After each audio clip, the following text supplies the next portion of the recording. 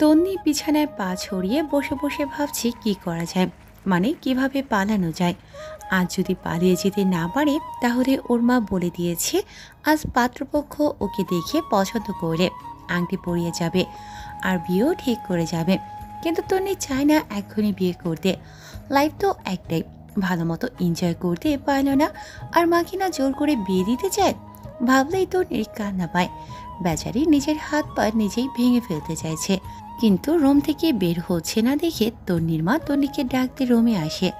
ও মা, এটা কেমন কাণ্ড! তনি তো রুমে নেই, কোথায় গেল এই মেয়েটা? এসব ভাবছে তন্নির মা। ওয়াশরুমের দরজাটা ফাঁক দেখে তন্নিকে ডাকলেন। তন্নি, তুই কি ওয়াশরুমে? পাত্রপক্ষ এসে যাবে এক্ষুনি, শাড়িটা পরে নে মা।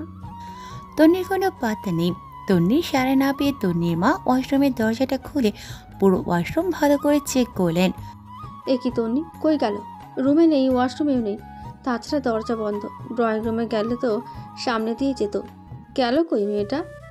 তন্নির মা আরেকটু ভালো করে রুমটা দেখলেন। শেষমেশ ব্যালকনিতে আসলেন। না, এখানেও নেই। যখন ঘাড় ঘুরিয়ে রুমের ভিতর আসবেন তখন ওনার চোখ পড়ে ব্যালকনির রেলিং ঘেরা দেয়ালে।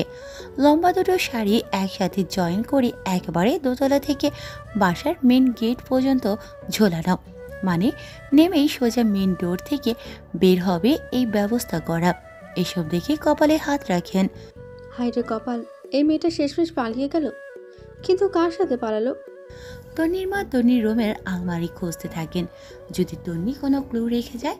না, কিছুই নেই। এমনকি তন্নির একটা জামা কাপড়ও নেই, সব খালি। পুরো আলমারিটাই ফাঁকা। তন্নি নিজের ফোনটাও ফেলে গেছে। তন্নির মা ভাবেন, যদি কাউকে ভালোবেসে পালাই তাহলে ফোন ফেলে যাবে কেন? তখন ওনার নজরে পড়ে টেবিলের ওপর আটকে রাখা কাগজটার দিকে। উনি সেটা হাতে নিলেন, তারপর নিজে ওটা ভালো করে পড়ে ওনার স্বামী অর্থাৎ তন্নির বাবার কাছে নিয়ে যান। তন্নির বাবা ওটা হাতে নিয়ে পড়া শুরু করেন। সরি বাবা, আমায় ক্ষমা করো। আমি পালিয়ে যাওয়ার কোনো ইচ্ছে ছিল না আমার। মা বারবার বিয়ের জন্য জোর করছিল, তাই বাড়ি ছাড়লাম। চিন্তা করো না, আমি দূরে কোথাও যাচ্ছি না, আমি মামার বাসায় যাচ্ছি। ওখানে ফোন করে আমার খোঁজ নিতে পারো। বাবা, তুমি তো আমায় চেনো, জানো, বোঝো আমায়। আমার মনে হয় তুমি আমায় যতটা বোঝো মা আমায় ততটা বোঝে না। যদি বুঝতো তাহলে আমার বারণ করা সত্ত্বেও বারবার পাত্রপক্ষের সামনে আমায় পণ্য হিসেবে বসিয়ে রাখতো না। বাবা, আমি আমার মিশন সাকসেস না করে বিয়ের পিঁড়িতে বসবো না, এটা তুমি খুব ভালো করেই জানো। আর তুমি নিজেই একদিন আমায় বলেছিলে, যেদিন আমি কাউকে ভালোবাসতে পারবো সেদিন যেন তাকে তোমার সামনে এনে দাঁড় করাই। তুমি নিজ হাতে আমাকে তার হাতে তুলে দিবে। আজ আমি সেই মানুষটাকে খুঁজতে বের হলাম। পৃথিবী তো গোল, কোথাও না কোথাও তো সে আছে আমার জন্যে। আর যেদিন আমি তাকে পেয়ে যাব সেদিন তোমার সামনে আসবো আমি। ভালো থেকো বাবা। আর একটা কথা, মাকে একটু বুঝিয়ে বলো, আমি একেবারে যাইনি, শুধু নিজের জীবনটাকে নিজের মতো করে কিছুদিন এনজয় করতে চাই বাবা। প্লিজ বাবা, প্লিজ কষ্ট পেও না। আমি তো তোমার লক্ষ্মী মেয়ে, তাই না? তুমি মায়ের খেয়াল রাখবে কিন্তু, আর নিজের শরীরের যত্ন নিবে। আমি আসার পর যদি শুনি ঠিকমতো ওষুধ খাওনি তাহলে কিন্তু বকা দিব, আমি বলে দিলাম। ইতি, তোমার কিউটের ডিব্বা পিচ্ছি মেয়ে। চিঠিটা পড়ে তন্নির বাবা মুখ টিপে হাসেন। ওনার এমন কাণ্ড দেখে তন্নির মা যেন রাগে ফোসেন। হাসো হাসো, আরো হাসো। মেয়ে যে বড় হচ্ছে সেই খেয়াল কি আছে? মেয়েকে বিয়ে দেবে না সেটা নিয়ে ভাববে তা না, উনি মেয়েকে আশকারা দিয়ে মাথায় তুলে রাখছেন। দেখবো কেমন রাজপুত্র আসে তোমার মেয়ের কপালে। আরে বাবা, রেগে যাচ্ছ কেন? মেয়ে বড় হয়েছে, তার নিজেরও তো একটা পছন্দ আছে। আমরা কেন তার পছন্দের মাঝে বাধা হব? ওর প্রাইভেসি থাকা দরকার, সেটা কেন বোঝো না? তাই বলে পালিয়ে যাবে? গেছে তো তোমার ভাইয়ের বাসায়, অন্য কোথাও তো যায়নি। এত চিন্তা করো না। তুমি বুঝবে কিভাবে? আমি যে মা, আমি বুঝি মেয়ে হারানোর যন্ত্রণা। এসব বাদ দিয়ে আমাকে কফি এনে দাও। তোর নিজে কাণ্ড করলো, তাতে ওকে কংগ্রেস জানাতে হবে একটু পর। তার জন্য শরীর মন চাঙ্গা হওয়া দরকার। এই বাপ মেয়েকে নিয়ে আমি আর পারছি না। তন্নির মা কিচেনে চলে যান। প্রায় 3 ঘন্টা জার্নি করে মুক্তাগাছা থেকে ঢাকায় পৌঁছায়। বিকেলের দিকে বাসার কাছে যায়। কলিং বেল ছাপ দিতেই ওর মামি এসে দরজা খুলে দেন। তন্নিকে জড়িয়ে ধরে। কি রে, আজ হঠাৎ আমার বাসায়? কেন, তুমি খুশি হওনি? ও মা, মেয়ে বলে কি, তুই আমার বাসায় থাকলে আমার পুরো ঘর যে ভরা থাকে সেটা তুই জানিস না? আর জানা লাগবে না। মামি একটু ঠান্ডা পানি দাও, গলা শুকিয়ে গেছে। কেন রে, এই ঠান্ডায় আবার ঠান্ডা পানি খাবি? জ্বর আসবে তো। বারে যা ঝড়ের গতিতে এলাম, আর 1 ঘন্টা দেরি করলে আমার পুরো লাইফ শেষ হয়ে যেত। কি বলছিস? হ্যাঁ মামি, মা আজ আবার পাত্রপক্ষকে আসতে বলেছে, তাই তো পালিয়ে এলাম। কি বলিস? বাসায় চিন্তা করবে, কল করে বল যে তুই তোর মার এখানে এসেছিস। আমি চিঠিতে বলে এসেছি, আগে ফ্রেশ হয়ে নিই, পরে বাবাকে কল করব। আচ্ছা, তুই ফ্রেশ হয়ে আয়, আমি তোর স্পেশাল ডিশ রান্না করব আজকে।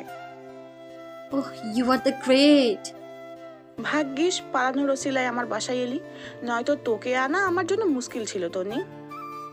কি করব বলো, তোমার ননদ যেভাবে আমার পেছনে পড়েছে, বাবা পাশে না থাকলে এতদিনে আমার কারো না কারো গলায় ঝুলিয়ে দিত। আমার বাবাও হয়েছে আমার মতো দুষ্টু। তোর বাবার জন্য এই যাত্রায় রক্ষা পেলি। যা, ওয়াশরুমে যা। ওকে, বাট আরেকজনকে দেখছি না যে। অফিসে গেছে, একটু পর আসবে।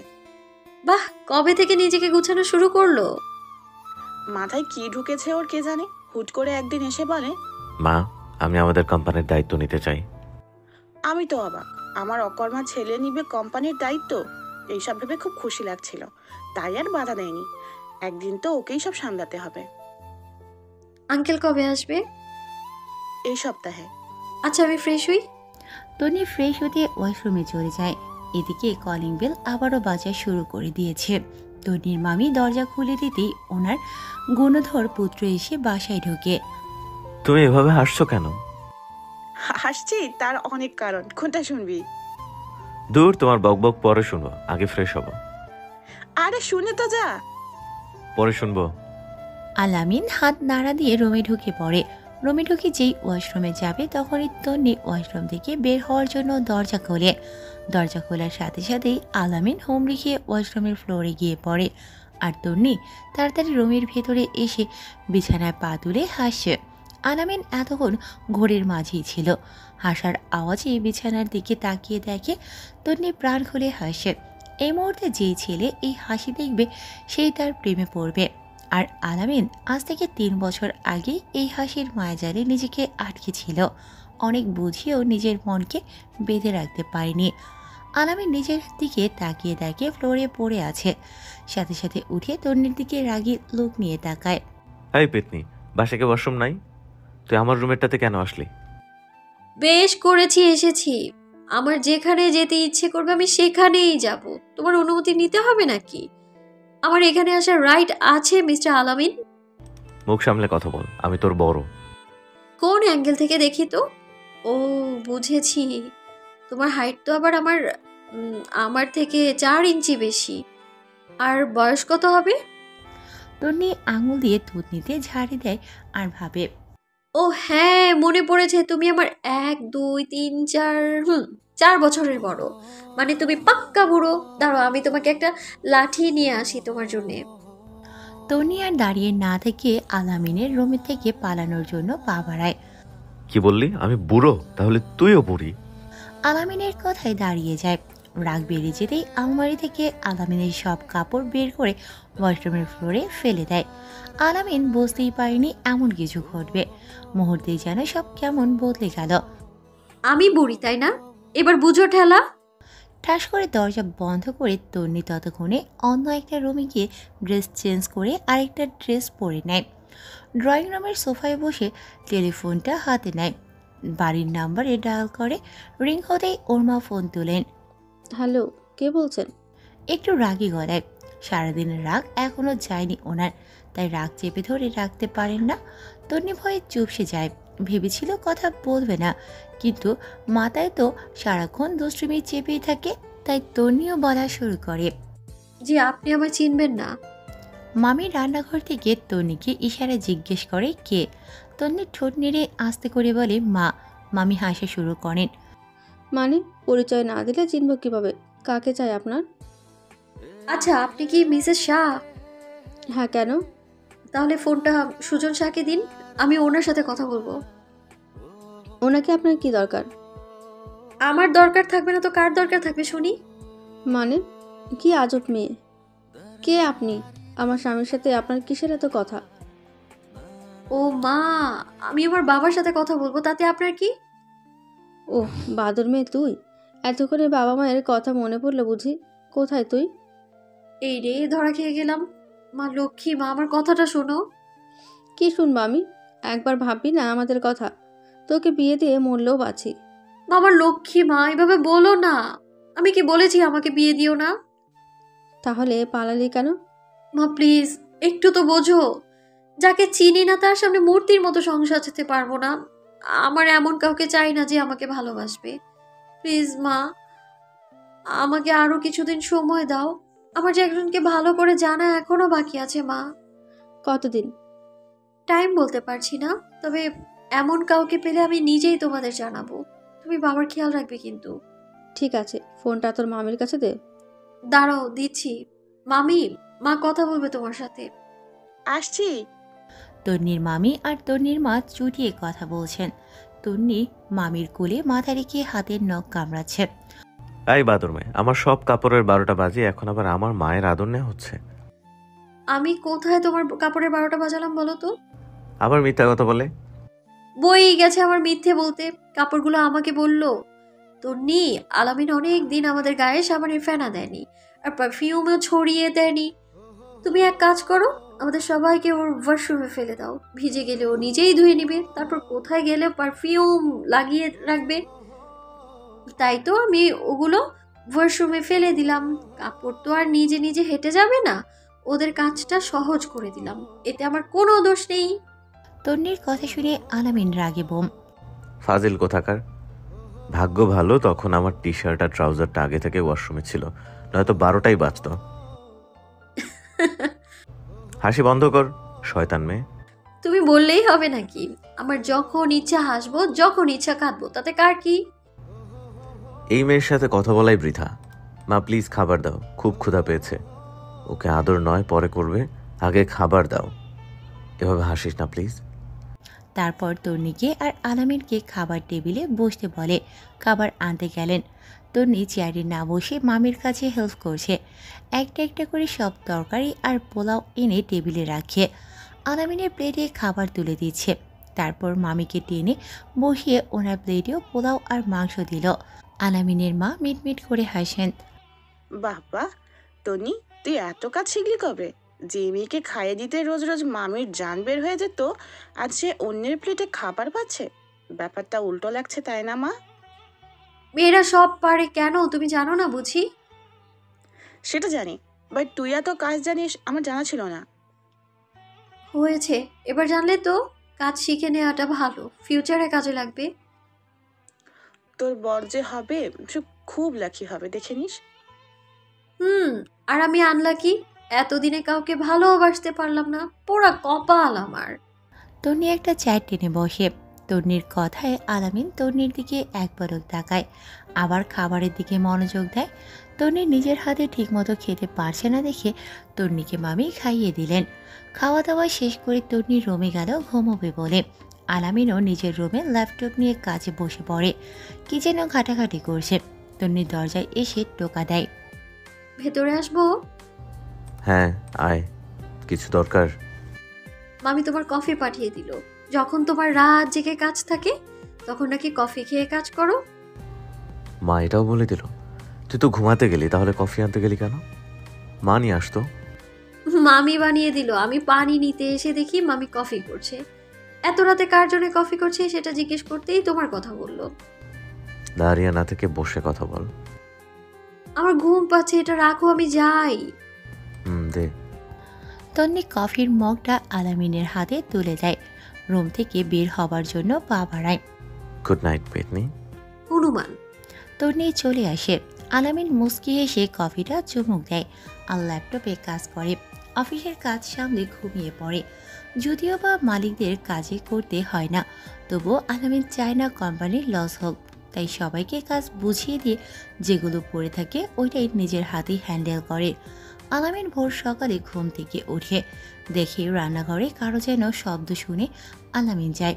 তন্নি রান্নাঘরে খুটখুট করছে দেখে আলামিন এগিয়ে যায় তন্নির কাছে, জিজ্ঞেস করে, এত সকালে তুই রান্নাঘরে কেন? তুমি তুমি ঘুম থেকে উঠে গেছো? এই নাও গরম চা। সেটা না হয় নিলাম, কিন্তু তুই রান্না করে কেন? বারে, বাসায় তো আমি মাকে হেল্প করি, এখানে বসে বসে কি করব? তাই ভাবলাম চা করে নিই। কেমন হয়েছে বললে না? কি বাজে হয়েছে! এরকম চা কেউ বানায়? এখনো চা বানাতে শিখলি না তন্নি? তোর কপালে মাইর আছে, দেখে নিস। আলামিনের কথা শুনে হাসি মাখা মুখটা মুহূর্তে কালো হয়ে যায়। আর কাপ চা দে তো। আমি পারবো না, তুমি বানিয়ে খাও। তন্নি মন খারাপ করে রুমে চলে যায়। কিছুক্ষণ পরে আলামিন অফিসে চলে যায়। তন্নির মনে পড়লো সে গ্যাস অফ করেনি। তাড়াতাড়ি কিচেনে গিয়ে গ্যাস অফ করে চায়ের পাতিল নামাতে গিয়ে হাতের উপর গরম জল পড়ে। তন্নি চিৎকার দিয়ে উঠলে মামি দৌড়ে আসে। এই অবস্থা দেখে তাড়াতাড়ি রুমে নিয়ে আসে, ফ্রিজ থেকে বরফ বের করে দিয়ে দিচ্ছে। আলামিনকে ফোন করে বললে ডক্টর নিয়ে আসতে। আলামিন এখনও রাস্তায়, তাই আলামিন গাড়ি থেকে নেমে ডক্টর আঙ্কেলকে সাথে নিয়ে বাসায় ঢোকে। ডক্টর তন্নিকে চেক করে প্রেসক্রিপশনে কিছু ঔষধ লিখে দিলেন। আলামিন ডক্টরকে বিদায় দিয়ে ঔষধ সাথে নিয়ে ফিরে। আলামিনের মা তন্নির পাশে বসে তন্নির মাথায় হাত বোলাচ্ছেন, আর তন্নি চোখ বন্ধ করে ঘুমানোর চেষ্টা করছে। আলামিন ঔষধগুলো রেখে মাকে বলে, তন্নিকে যেন টাইমলি ওষুধ খাওয়ানো হয়। রিমির সাথে দেখা করেছিলি? পারলাম কই, ওর কাছে পৌঁছার আগেই তো তুমি ফোন করে তন্নির কথা জানালে। ওর এমন অবস্থা শুনে আমি কি রিমির কাছে কিভাবে যেতাম? রিমি যদি রাগ করে? করবে না, ওকে এখানে আসতে বলে দিয়েছি, একটু পরেই হয়তো আসবে। মেয়েটা কি খুব বড় প্রবলেমে পড়েছে? ওর বিশ্বাস আমি ওর সমস্যার সমাধান করতে পারবো। তুই চেষ্টা করে দেখিস। তুমি রিমিকে নিয়ে এত ভেবো না তো, তুমি বরং তন্নিকে নিয়ে ভাবো। আমি রিমির সমস্যার সমাধান করে দেব। সেটা তো বুঝলাম, কিন্তু এর মাঝেই কলিং বেল বেজে ওঠে। আলামিন নিজেই গিয়ে দরজা খুলে রিমিকে ভেতরে নিয়ে আসে। রিমিকে সোফায় বসতে বলে, কিন্তু রিমি আলামিনের মায়ের সাথে দেখা করবে তাই বসে না থেকে সোজা তন্নির রুমে চলে এলো। আন্টি! খুব জোরে ডাক দেয়, সাথে সাথে তন্নির ঘুমটাও ভেঙে যায়। আলামিনের মা হাত দুটো বাড়িয়ে দেন। রিমি দেরি না করে জড়িয়ে ধরে। কেমন আছো আন্টি? এতক্ষণ খারাপ ছিলাম, কিন্তু আমার মেয়েটার মুখ দেখেছি, তাই এখন ভালো আছি। মেয়েকে এখন আর মনে পড়ে না তোমার? আন্টি ওকে? ও তন্নি, আমার ননদের মেয়ে। ও, তাহলে তো ওর সাথে আমার কথা হয়েছে। কি তনি, কি দেখছো এভাবে? আমাকে চিনতে পারছো না? আপনি? আরে বোকা, কাল আমি ফোন করেছিলাম। ওই যে আলামিন যাতে আমার সাথে দেখা করতে যায়, তখন ওইটা আমি ছিলাম। ও। তন্নি একটু উঠে বসতে চায়। তন্নি উঠতে কষ্ট হচ্ছে, এটা আলামিন দূর থেকে ঠিকই লক্ষ্য করেছে। তন্নি সাবধানে। আর কিছু বলার আগেই তন্নি আলামিনের দিকে একবার তাকায়, আবার নিজেই কষ্ট করে উঠে বসে। তন্নি, এখন ওটার কি দরকার? শুয়ে থাক না মা। শুয়ে থাকতে ভালো লাগছে না, তাছাড়া শেষ সাথে অনেক ঘুমিয়েছি। তুমি ওইভাবে কি দেখছো? কিছু না, তোরা বসে গল্প কর, আমি তোদের জন্য খাবারের ব্যবস্থা করে আসি। তোর তো আবার ওষুধ খাওয়ার সময় পেরিয়ে যাবে। আলামিনের মা রান্নাঘরে গেলে রিমি তন্নির পাশে বসে, আর আলামিন রুমের এক পাশে থাকা সোফায় বসে তন্নি আর রিমির কথা শুনছে। শোনো মেয়ে, তাড়াতাড়ি সুস্থ হও। আমরা তিনজনে একদিন কোথাও ঘুরে আসবো। আমার তো সুস্থ হতে ইচ্ছে করছে না। যদি সুস্থ হয়ে যাই তাহলে কেউ আর খেয়াল রাখবে না। তার থেকে ভালো আমি একটু অসুস্থ হয়ে পড়ে থাকি। কি বলো তুমি? আলামিন ভ্রুকুচকে তন্নির দিকে একটু তাকায়, আবার ফোনের দিকে নজর দেয়। এমনটা বোঝায় যেন তন্নি একটু আগে কি বললো সেটা কানেও যায়নি। ফাজিল মেয়ে, তোমার সাথে প্রথম কথা বলেই আমার ভালো লেগেছে। আমরা কি ভালো বন্ধু হতে পারি? যদি তোমার আপত্তি না থাকে তাহলে।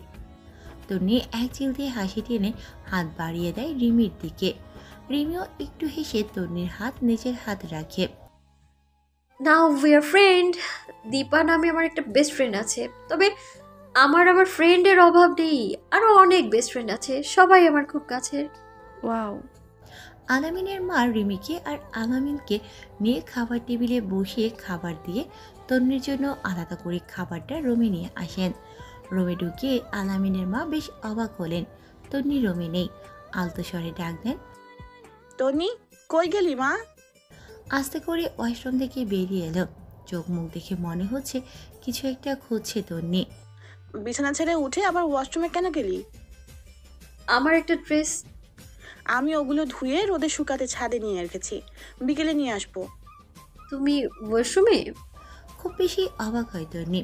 মাথায় হাত দিয়ে ধীরে ধীরে বিছানায় এসে বসে। আলামিনের মা সেন্টার টেবিলে খাবারের প্লেটটা রেখে বিছানায় গিয়ে বসেন। তন্নির মাথায় হাত রেখে বলে, কিচেনে গেলি কেন? আমাকে বলতেই আমি চা বানিয়ে দিতাম। তুই ভাবতে পারছিস তোর কিছু হলে তোর মায়ের কাছে আমি কতটা অপরাধী হয়ে যাব? তন্নি অপরাধীর মতো মাথা নিচু করে রেখেছে। চুপ করে আছিস কেন? তন্নি আলামিনের মাকে জড়িয়ে ধরে কেঁদে ফেলে। সরি মামি, আর হবে না এমনটা। লক্ষ্মী মেয়ে, এবার খাবারটা খেয়ে ওষুধগুলো খেয়ে নে মা। হুম। আলামিনের মা নিজের হাতে তন্নিকে খাইয়ে ওষুধ খাইয়ে দিলেন। তারপর ঘুমোতে বলেন। তন্নিও লক্ষ্মী মেয়ের মতো ঘুমিয়ে পড়ল। আলামিন আর রিমি অনেকটা সময় নিয়ে আড্ডা দিল। বিকেলবেলা রিমি চলে যাবে বলে সোফা থেকে উঠে দাঁড়ায়। আন্টি আজ আসি। আজকের দিনটা থেকে যা রিমি। না আন্টি, বাবা একা, বুঝতেই পারছো, আমি দেশে ছিলাম না, এতদিন বাবা নিজেকে একাই সামলে নিল। আর আজ আমি থেকেও যদি বাবাকে একটু সময় দিতে না পারি তাহলে আমি কেমন মেয়ে? তুই অনেক গুছিয়ে কথা বলিস। সব তো তোমার থেকেই শেখা। আচ্ছা আমি আসি। আলামিন টাটা। আমি ড্রপ করে দিই। সাথে গাড়ি আছে, চলে যেতে পারবো। আরেকটা কথা, আমার প্রবলেমটা কিন্তু তুমি সলভ করবে। সেটা নিয়ে তোমায় ভাবতে হবে না ম্যাডাম। আমি আছি কি করতে? ইস পাম। তুমি কি গাড়ি যে পাম্প ছাড়া চলতে পারো না? হয়েছে, আর বলতে হবে না, দেরি হয়ে যাচ্ছে, আমি আসি গন্টি। রিমি আলামিনের মাকে জড়িয়ে ধরে। তারপর বেরিয়ে পড়ে বাসার উদ্দেশ্যে। 3 দিন পর তন্নি এখন অনেকটা সুস্থ, অনেকটা বলতে পুরোপুরি সুস্থ বলা চলে। আলামিনের মা রাত জেগে তন্নির সেবা করতেন, তন্নিকে ঘুম পাড়াতেন, আর সব সময় সেবা করতেন যাতে তন্নি তাড়াতাড়ি সুস্থ হয়ে যায়।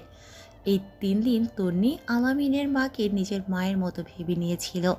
তন্নির মা তন্নির একটু কষ্ট হলে যেভাবে দিশেহারা হয়ে যেতেন, আলামিনের মাও ঠিক তাই। আলামিনের মা যেন ওর নিজের মা, কিন্তু আফসোস হয়তো সেটা কোনোদিনও সত্যি হবে না। তন্নি সোফায় বসে বসে বই পড়ছে, আর আলামিনের মা রান্না করে।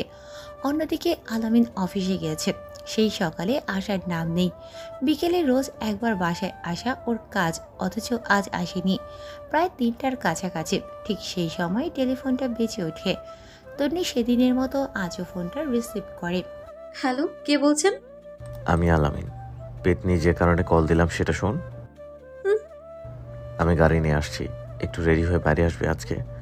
তোকে নিয়ে একটু ঘুরতে যাবো। আলামিনের কথা শুনে তন্নি খুশিতে আত্মহারা, বলার মতো ভাষা খুঁজে পাচ্ছে না।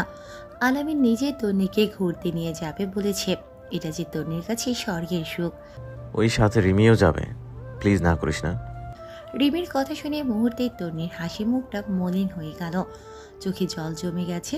মনে হচ্ছে কেউ বালি ছুঁড়ে মারলো, আর সেই বালির খোঁজা ঘা আরও জ্বালা বাড়িয়ে দিল। কষ্টে চোখ থেকে অবিরাম জল ঝরছে।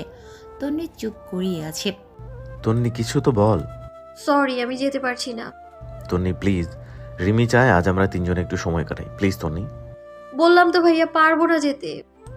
তন্নি আমি রিমিকে কথা দিয়ে ফেলেছি। তন্নি ভাবনায় পড়ে যায়, এখন আলামিনের সম্মান বাঁচাতে যেতেই হবে, নয়তো আলামিন কারো কাছে ছোট হবে। তন্নি চায় না কেউ আলামিনকে অপমান করে কিছু বলুক। ওকে, আমি রেডি হচ্ছি। Thank you. তন্নি আলমারি থেকে স্কাই ব্লু একটা ড্রেস আর প্লাজো বের করে, সাথে একটা ওড়না। এক হাতে ঘড়ি আর অন্য হাতটা ফাঁকা, চুলগুলো খোলা রেখে দিল। রেডি হয়ে নিচের নামতেই মামিকে বলে, আমি আসছি, তোমার ছেলে বাইরে অপেক্ষা করছে। আচ্ছা, একটু তাড়াতাড়ি আসিস, সন্ধে যেন না হয়। চিন্তা করো না, তোমার ছেলে আছে তো। সেই জন্যই তো বেশি চিন্তা হয়। আবার তুই সাথে যাচ্ছিস, আবার যদি কোনো প্রবলেম হয়। First is first. তখন আমি চঞ্চল ছিলাম, এখন খুব লক্ষ্মী একটা মেয়ে। আমার মেয়ে লক্ষ্মী হবে না? যা, দেরি হয়ে যাবে নয়তো। আসছি। মামির থেকে বিদায় নিয়ে তন্নি গেটের সামনে দাঁড়াতেই দেখে আলামিন আগে থেকে গাড়ি নিয়ে অপেক্ষা করছে। তন্নি পেছনের সিটে বসতে যাবে, তার জন্য দরজাটা খুলতে গেলেই আলামিন ধমক দেয়। সামনে আয়। রাগী স্বরে বলে সামনের দরজাটা খুলে দেয়। তন্নি মাথা নিচু করে সামনে গিয়ে বসে, চুপচাপ বসে আছে, কোনো কথা বলছে না। তন্নি তো কথা না বলে চুপচাপ বসে থাকতে পারে না, অথচ আজ চুপ করেই আছে। রিমির বাসার সামনে থেকে রিমিকে পিক করে নেয়। এরপর শহর ছিঁড়িয়ে একটা নীরব পরিবেশ বেছে নেয় ওরা। চারিদিকে কাশফুল আর কাশফুল। আলামিন গাড়িটা পার্ক করতেই তন্নি নেমে পড়ে। হাত ছড়িয়ে উপভোগ করছে প্রকৃতির আলো আর ছায়া। একটা মনোরম পরিবেশ মনটাকে মাতিয়ে তুলছে। আলামিন আর রিমি একটু হাঁটছে আর একটু কথা বলছে। তন্নি একবার ওদের দিকে তাকাতে গিয়েও আবার চোখ ফিরিয়ে নেয়, মনে মনে বলে, খুব সুন্দর লাগছে দুজনকে। যদি আমি বোকামো না করতাম তাহলে আজ ওই জায়গায় আমি থাকতাম। আমার ভুলের জন্য আজ অন্য কেউ তোমার পাশে। আমি কত বোকাটাই না ছিলাম, কেন বুঝলাম না সেদিন। দুঃখ যেন তোমাদের জীবনে অভিশাপ হয়ে না দাঁড়ায়। কষ্ট একটাই, বাবাকে জবাব দিতে পারবো না। প্লিজ আলামিন, শুধু একবার ক্ষমা করে কাছে টেনে দেখো, আমি আর তোমায় ফেলে যাব না। তন্নি দূরে সরে চোখের জলটা মুছে নেয়।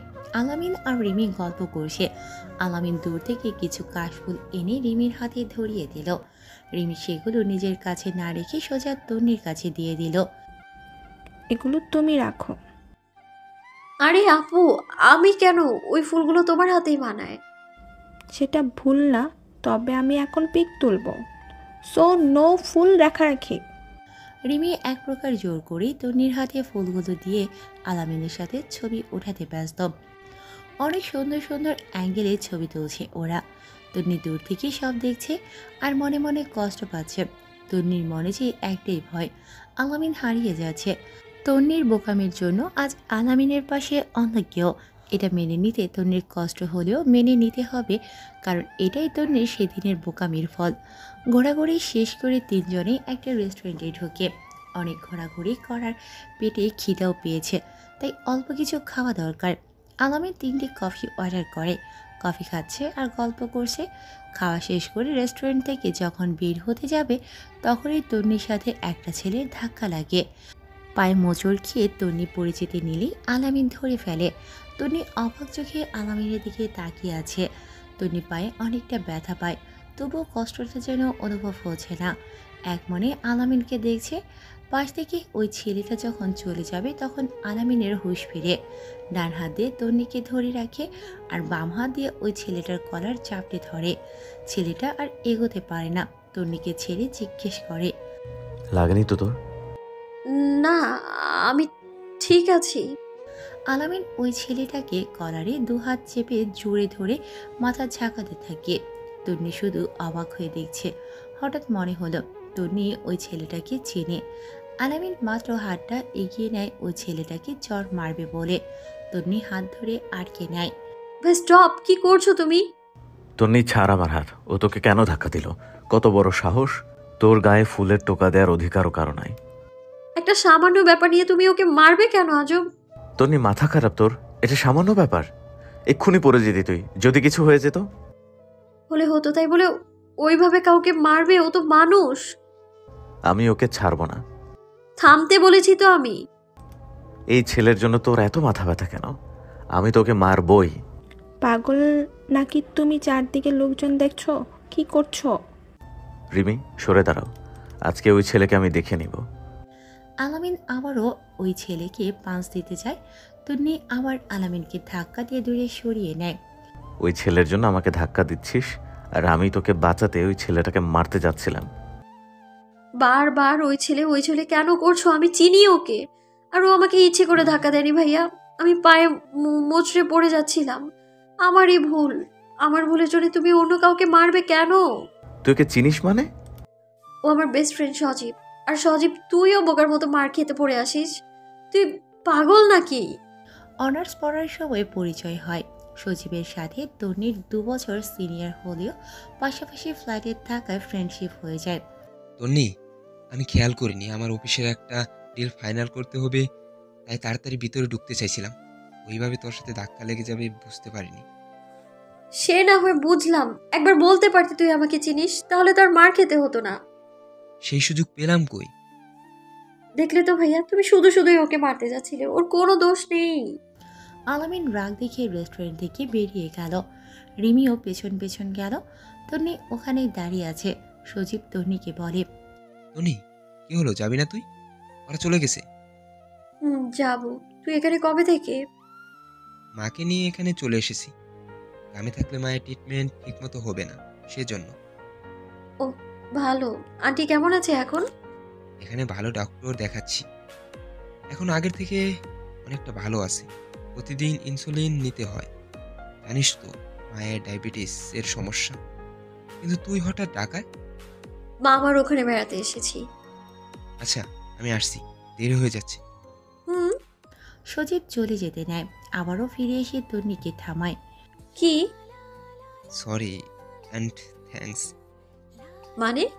মানে একটুর জন্য পড়ে যাচ্ছিলি, তার জন্য সরি। আর থ্যাঙ্কস এ কারণে বড় রকমের জ্বর থেকে বাঁচিয়ে দিলি। তোর কপাল ভালো যে পাঁচটা লাগেনি, নয়তো তোর নাকের অবস্থা কেরোসিন তেলের মতো হতো। আরে, তাহলে বাঁচাতে আসলি কেন? তুই আমার 10টা না, 5টা না, একটা মাত্র জানের দোস্ত। তোরে আমি মাইর খাওয়াবো, সেটা কি হয়? এর মাঝেই আলামিন গাড়ির হর্নটা জোরে চাপ দেয়।